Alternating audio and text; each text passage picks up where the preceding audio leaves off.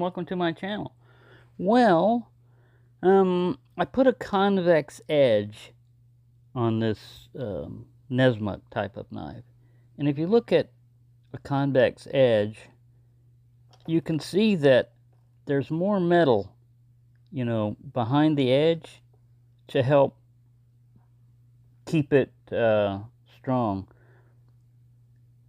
Many knives have a compound edge, and as you can see, there's not as much metal behind the edge supporting it, and so therefore this type of steel has to be, the steel that's used in this one has to be tougher to hold up to prevent chips or rolls and stuff like that. A flat grind would help on this, a low HRC also, because it's supported but not near as much as a convex. You can see how flat grind, goes all the way up there. Scandi grind, doesn't have a secondary bevel or anything. It would be just going straight. And this almost feels like a hollow grind, but I don't think it is. So a convex edge is the best thing to put on a knife that you want the edge to wear down, slowly, if at all possible. I think it's going to withstand, chipping or rolling a little bit better. So that's what I put on it. And the way I did it is I used a Work Sharp belt sharpener. And a belt gives, and so that's what gives it that roll. You can put a convex edge on a knife by hand sharpening it, but you have to kind of like roll while you're doing it. You have to make your own convex edge. Another method of that is to have something soft underneath it, like some foam or something with some sandpaper on top of it, so when you push down, the weight of the knife gives and kind of gives us that roll. Now, having said all that, it didn't take much to profile this to, because of the metal is so soft, the metal comes off easily.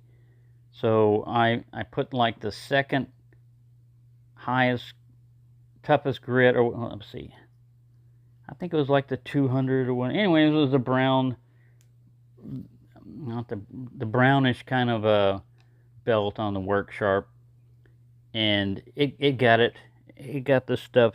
It took off the flat grind and got it into a convex.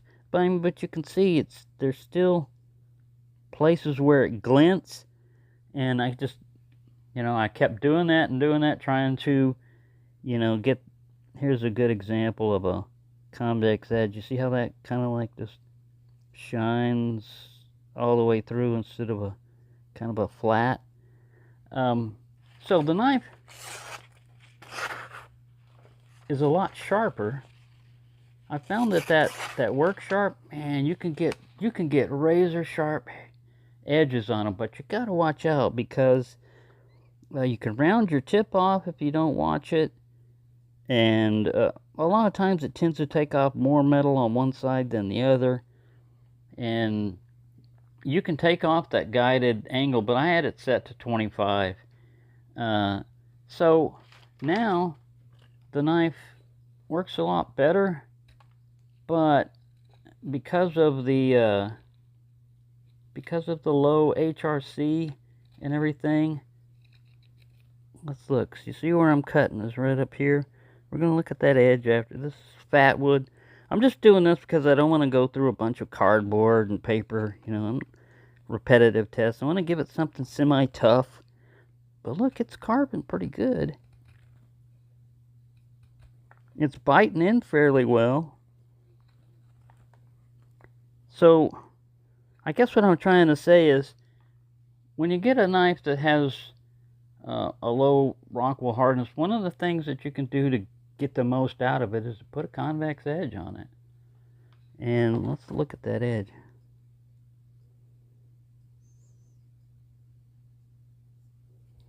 That's the problem with fat wood. You're going to get a lot of gunk on it. Smells good though.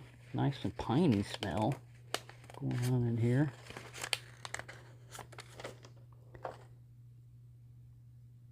This is how I look for dullness a lot of times. I'm looking for a glint or a shiny, part.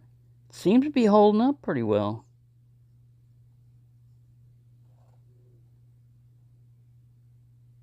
Yep, it's digging into my nail.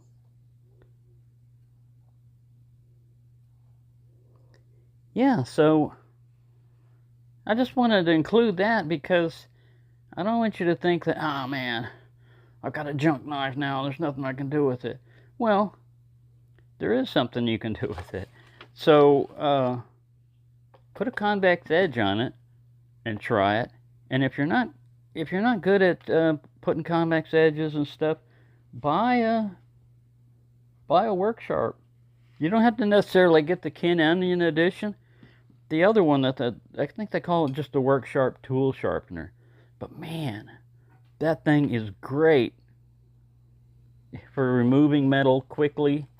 It takes a little bit of practice. It takes a little bit of skill to use it because, like I said, when you first get something like that, experiment with your least expensive knives, ones that you don't, try it on a novelty knife or something that costs you maybe $5-10 at most, and one that you're not really, I wouldn't try it on this one because this is a good knife.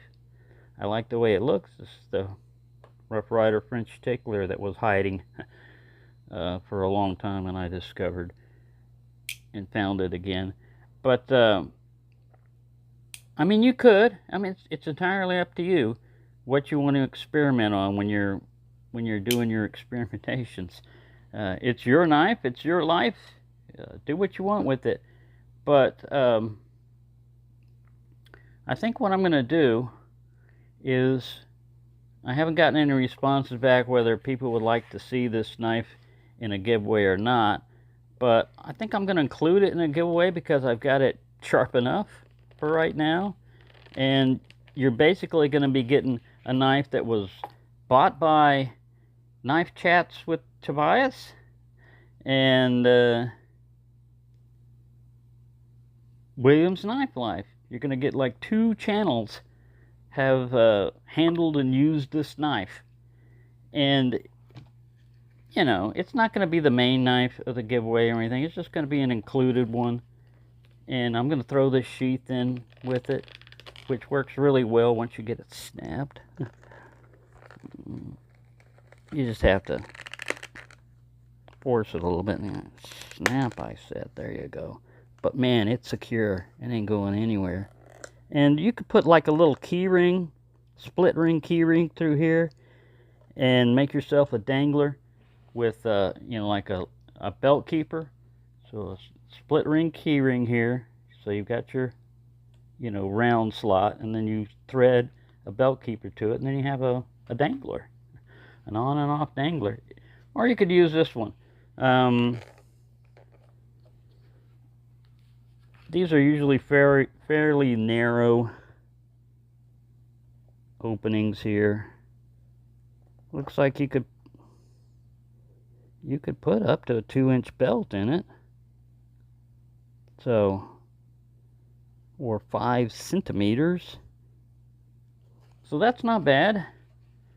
And yeah, and this is really a nice feeling knife. It's got that Nesmuk shape to it, and it's slicey right now.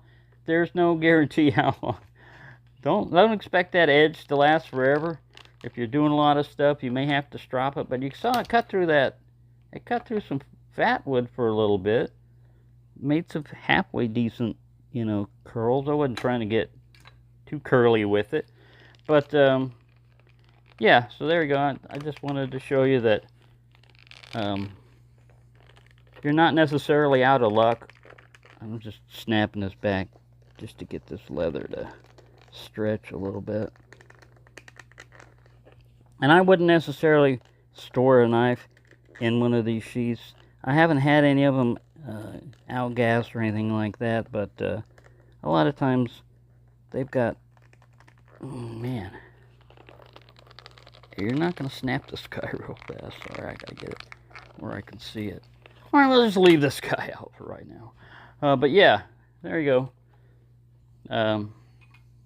Just thought I'd give you that little update on what you can do with how you can recover from a low HRC type of knife is to change the grind on it.